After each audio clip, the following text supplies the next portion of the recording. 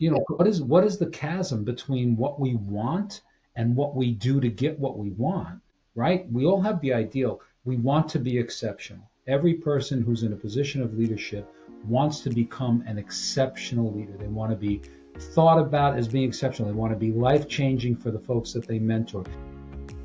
Hello, and welcome to Swimming in the Flood, a podcast where we develop the resilient leader's mindset. My name is Trent Theroux, and today with me, I have salesperson extraordinaire Frank Somma from the Somma Group. He is the author of, well, you can see on his screen there, but I have my own signed copy. B2B is really P2P. Frank, welcome. How are you today? I am fabulous. So glad to be here with you. Outstanding. Frank, one of the first jobs you had was with Western Union, right? Right. And were you on horseback or did they actually give you a carriage to ride back then?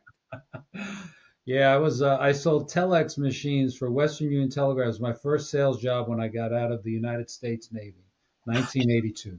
Holy smokes. Are telex machines still in vogue these days? I don't think so. I mean, no, that communication is gone. It was gone before the fax probably was gone, but yeah. Gone before the facts. That sounds like a good movie title, Gone Before the Right, Facts. gone before the fax. So, Frank, you're an expert at sales. What makes you an expert? I think study.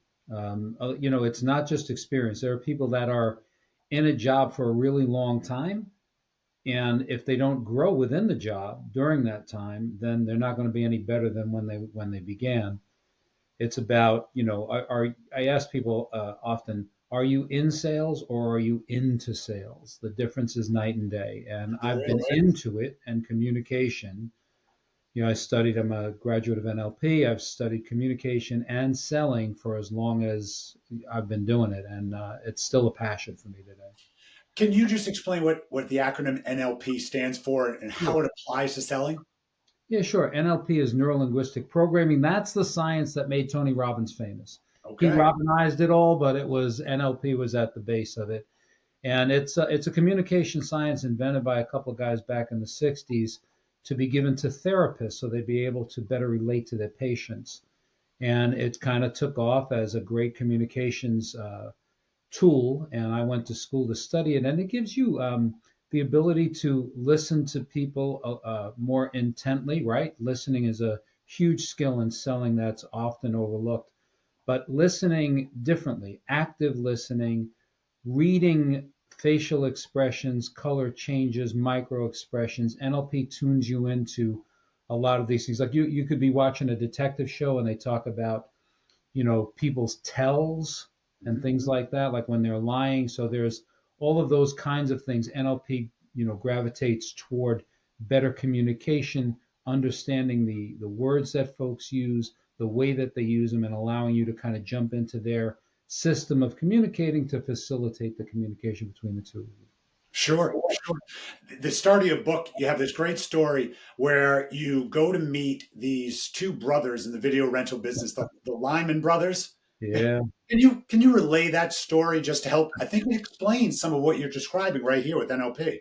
I mean, as best I can, yeah. It was Dana and Mike Lyman. These were heavyweights in the business I was in every way, shape, and form. They were very, very large humans.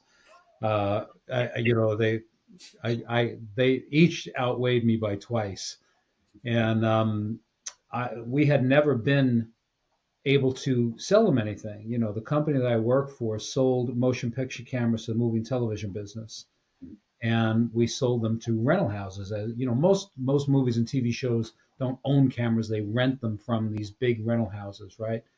And so that was a big market for us. But since the company I was with also had its own rental company, and the Lyman brothers being very new, every caricature you've seen of big tough guys in New York, they fulfilled wonderfully. So they were, never going to do business with us because we had a rental company, and why would I buy from my competitor? So I had asked my number one sales guy, this is coming out of the really difficult times in 08, 09, with the recession then. And I said to him, why aren't we selling to the biggest rental house in New York, to the Lyman brothers, one of the biggest? And he said, they won't do business with us because we're their competitor. I said, get me a meeting. So he arranged a lunch. These guys took us to a place. It was like their favorite place, old school Italian place on Ninth Avenue in Manhattan in Hell's Kitchen. And when they got there, the owner, greeted them like they were, I don't know, like Sinatra and Martin, like hugging them. Boys, I'm so glad you're here. Thank you for coming. Sit, sit. I have your favorite table. So they sit down and we sit down and the very first thing they said, Trent, believe me when I tell you, I was like, so, I'm so glad to meet you guys. I did my usual sales shtick kind of thing. So glad to meet you guys. We're really interested in helping Lyman Brothers be all they can be. Tell me, how did you manage to grow your business as well as you did? And the younger brother, who was much physically larger, Dana, turned and looked at me. And then he looked at his brother. He did like the side take, and he said, "You believe this effing guy? He think he thinks I'm going to tell him how to build his effing business. Get the F out of here." And that was the beginning of our lunch. But through, I regrouped and went back to my NLP roots and asked a lot of questions. And the boys and I bonded. We both grew up in New York City. We're both Yankee fans. We both, lived through 9/11 and what the city meant then and what it meant when we were kids. Before, we knew old New York. We knew a lot of favorite haunts together and all that. So, through the use of NLP and a lot of open-end questioning, they started to warm up. And what you asked about NLP, I noticed things like their feet were pointing away from the lunch and then they were pointing toward the lunch. Their body posture changed. The color in Dana's face came down. He had gotten very red and flushed in the beginning. So you're picking up those things, but it's kind of like when you're driving a car and a deer runs out in the road, you don't say, "Oh, gee, let me move my foot from the gas to the brake." It's not a conscious thing, right?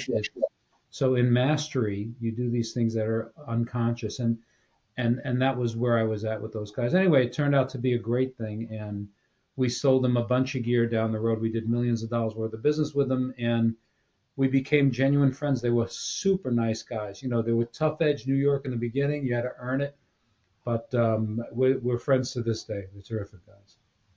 It relates to a chapter you write in your book that's about actions and reactions. And so what you're describing to me sounds like, you're identifying these cues that people, do they consciously give them off, or they subconsciously give you these cues to invite you to meet them somewhere in the middle? I mean, it's subconscious. Most folks are not students of the game, right? So what happens when you're communicating with someone, if you listen for the kinds of languages that they use, and you listen, I mean, especially when you're in person, right, Trent? So when you're in person and you can see these things that matter, this is the basis of sarcasm in comedy, right? I can say to someone, "Hey, gee, you're really funny," or I could say, "Yeah, you're funny."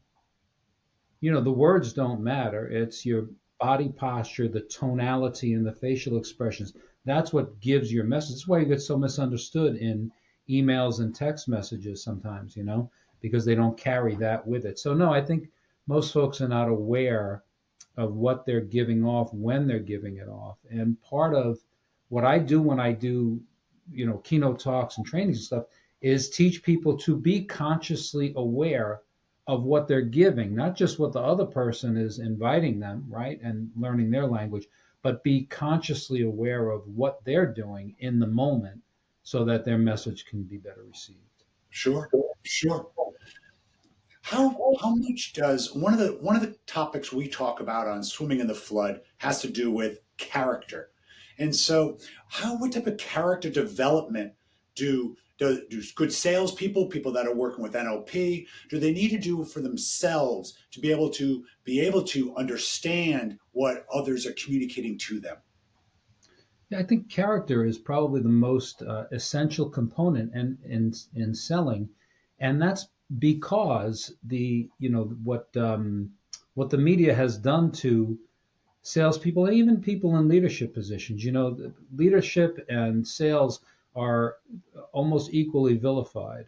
Mm. And when you look at, these shots that we take at corporate giants, I mean, and even if I can bring up this horrible shooting that happened in New York City, with the CEO of United Healthcare. I mean, people at the top are often vilified for sins that they haven't committed, and I think that having great character. So salespeople on the other side of it are often thought of as disingenuous and insincere and just out for themselves, so on and so forth.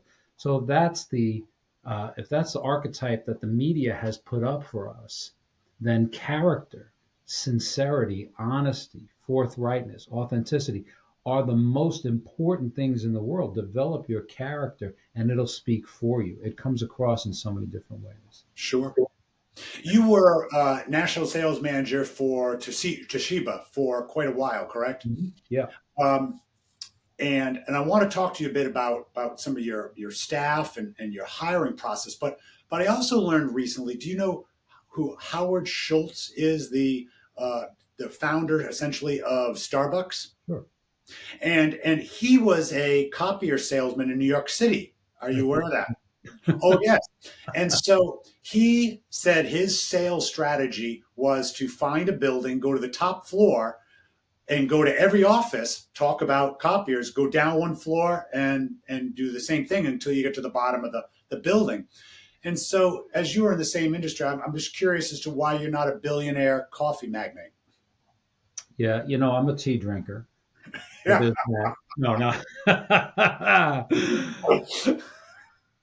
Yeah, that's amazing. I never knew that he was a copier sales guy. That's Yeah. something. Yes, he is. So you had a pretty sizable organization. When you were hiring people, Hmm. how did you estimate their character? How did you investigate that? And what role did it play in your hiring decisions? It was difficult to do, right? So when you meet somebody for the first, second, third time, it's kind of tough to do. You try to listen for cues and understand the questions that they're asking. If they're because there's a couple of different levels to hiring great salespeople, right? You want to know that they're competitive. You want to know that they're incentive-based people, right?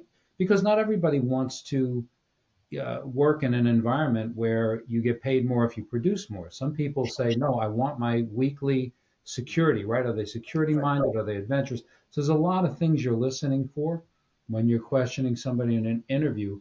And character comes across. I mean, Trent, I can't think of a specific example or question that would tell me about character, but I feel like it comes across in the stories that people tell you.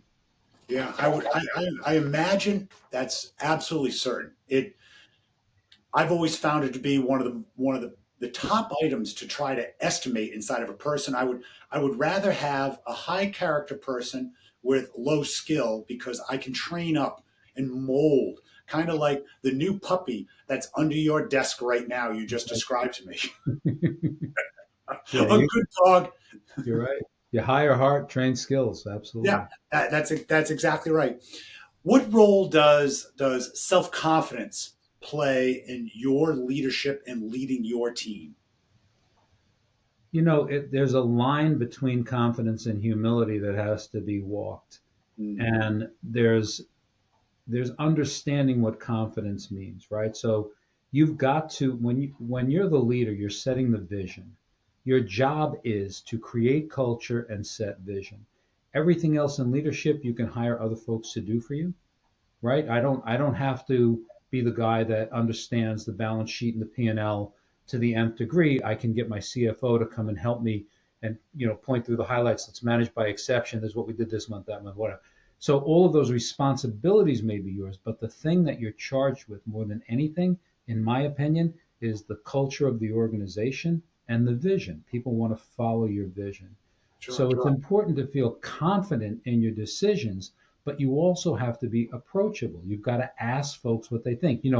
I can't think of his name. Get the right people on the bus and then get them in the right seats. Famous author, but I think it was he who coined the phrase MBWA, management by walking around. Mm, As a leader, one of the things that I was super conscious of Tom Peters. That's his name. I couldn't That's remember. right. Yeah, Yeah, one such of the things I was super conscious of was that I left my desk every day and I spent as little time alone in my office as possible during the time other folks were there. I was always a come in really early to get the busy work done guy. And then you can walk the floor and talk to people. So Trent, how's it going today? What kinds of things are in your way? What calls we have on the board? What does that look like for you? What happened yesterday? And just get to know people. And when you do that, they look at you as a confident human being, right? You're out and about, you're talking to your people, you're not hiding in your office and worried about the next problem that comes. You're inviting problems before they become big problems. Mhm. So that's the confidence part. And then the humility part is asking folks, when you have an issue in a department, go to the department. Hey, Trent, what do you think you would do with this? And they come to you and say, well, if you were sitting in my seat, what do you think you would do? And then listen, you get gems that are, you can only make decisions from your own experience and the things that you know. And you may be the person on top, but that doesn't mean that you have all the answers. Most Sure. of the answers will come from other folks if you create a culture in which they're allowed to say things that might not even be right, but you're not going to make them feel silly about it. So I think that you have to be confident in that you know what the vision is for the company and folks will follow you, but you've got to absolutely always maintain humility and make sure that you're accessible. MBWA is something I think that doesn't get utilized enough. I think people get too ingrained, it's my experience now, too ingrained in communicating email and text and the like to actually get out. And one of the questions I used to always ask when I would walk through the building, I'd sit in somebody's office or go to their workspace and I would say, how's life in the big city?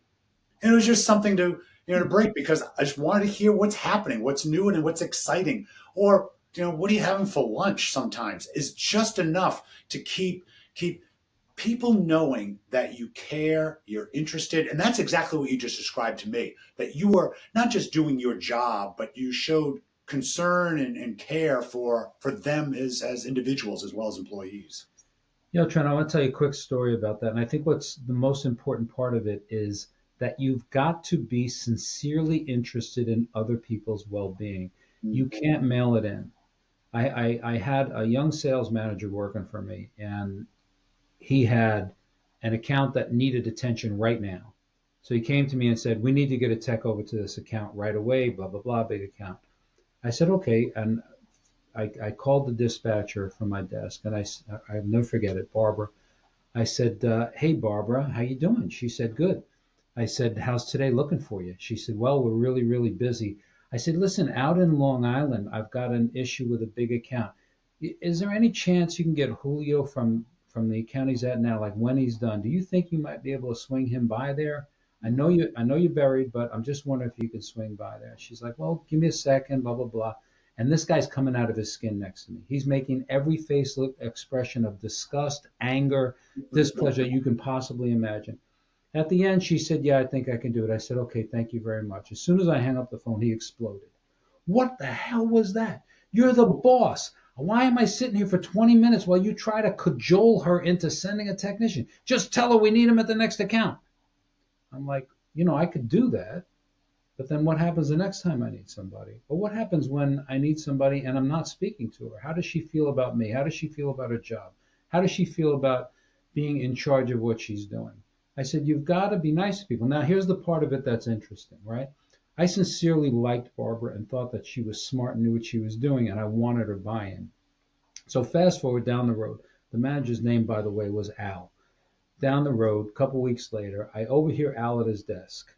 Barbara, sweetheart, how you doing, darling? Things okay? Listen, I think you could do me a favor. And it was the most caricature, insincere, dripping garbage conversation. I grabbed him, of course, and brought him in and talked to him and tried to counsel him. But, he missed the boat.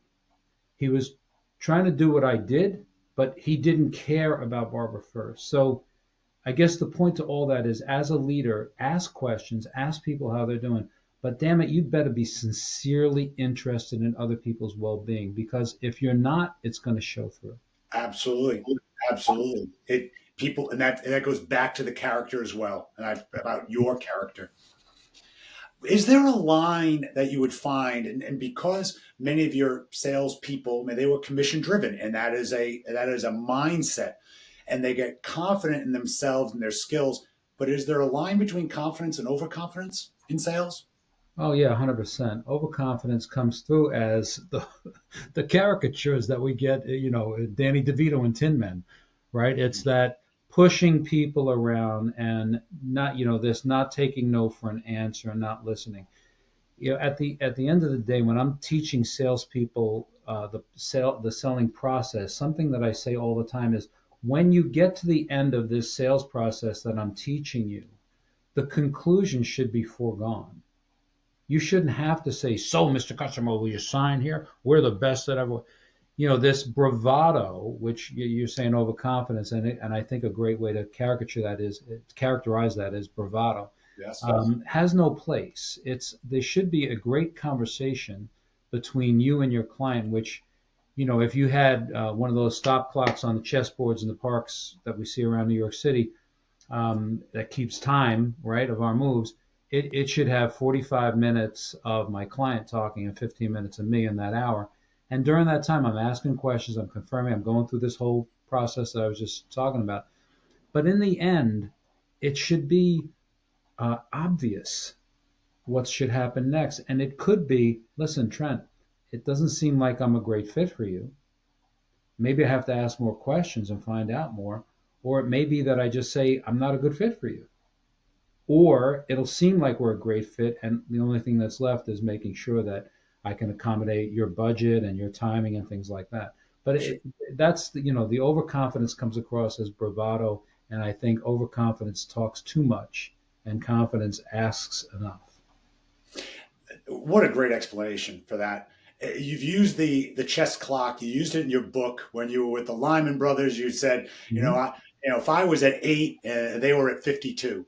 Yeah. It's something I'm trying to learn as the podcast is moving on here. I get to see the amount of time, and I exactly look at that. I try to get to 20 minutes for guests, 5 for me, because I have plenty of time to talk to myself once the cameras come off a little bit. What do you? How do you, in your sales training, how do you talk about commitment, and what does that word mean to you? It's there are people that show up and are opportunistic, and they usually wash out pretty quickly. Um, when you decide to do something, you've got to decide to go on, especially in your career. You've got to go all in. And what it means to me is that you're not just that you're showing up to work and you show up at the trainings that your company offers on the CRM, or the day that they bring Trent or Frank in to teach the group how to sell. No, it's that you are on your way to an account. You're listening to a podcast on selling, and that you read Think and Grow Rich, and you read Ogmandino, and you read all of this stuff. Like, you're in it, like we talked about before. You're in sales, you're into sales. And commitment to me means, wanting to do it as well as it can be done. And there's a ton of information out there, especially today. I mean, could you go on YouTube and type anything? I could learn how to do a surgery, for Pete's sake. Just go learn as much as you can, practice, try to get better. My friend Dr. Rob Gilbert runs a thing called Success Hotline. So you call Success Hotline, and this is going on over 30 years, 7 days a week, 365 days a year. He's never missed a day. Over 30 years, a professor at Montclair State University, and it's a 3-minute message. But he was talking. He was talking the other day about what you and I are talking about now, and he said, when he starts his semester, he says, how many folks here want to have an exceptional experience at Montclair State? And everybody raised their hand. How many people here want to have an average, mediocre experience? And nobody raised their hand. So why is it that 85% of the group will have a mediocre experience? Yeah. What is the chasm between what we want and what we do to get what we want, right? We all have the ideal. We want to be exceptional. Every person who's in a position of leadership wants to become an exceptional leader. They want to be thought about as being exceptional. They want to be life-changing for the folks that they mentor. They have all of these wonderful ideas, yet only a few become exceptional leaders. There is quite a slip between the cup and the lip when it comes to that. There you go. And the difference to me, Trent, is what you just asked about. It's commitment. And that commitment is to learning and self-improvement. Frank, who is your favorite fictional character? Wow, that's a tough one. Probably Atticus Finch. What a great one. Has to Kill a go. Mockingbird, Harper Lee. What makes him special to you? I think that Atticus Finch, if it were real life, at the time that he was in, to go against the grain for what is right and to be solid and principled is something I admire. Yeah, absolutely right. And one of my favorite books, I love the narration of Scout. Gregory Peck was impeccable with the courage that was required to play that. Yeah. Well, Frank, this has been a wonderful time. Thank you so much for joining us. Absolute pleasure, Trent. Always, always great to talk to you. Folks, thanks for joining Swimming in the Flood. Resilient leaders face challenging currents, and it's tough navigating. But with one tack or another, we'll get there together. If you enjoyed today's podcast, please go and subscribe. You can find us on Spotify, you can find us on Pandora, you can find us on YouTube. Go ahead and click or just look at my website for new videos, trentthiru.com. Folks, thank you for joining. Frank, I'll see you soon. You got it. Good luck.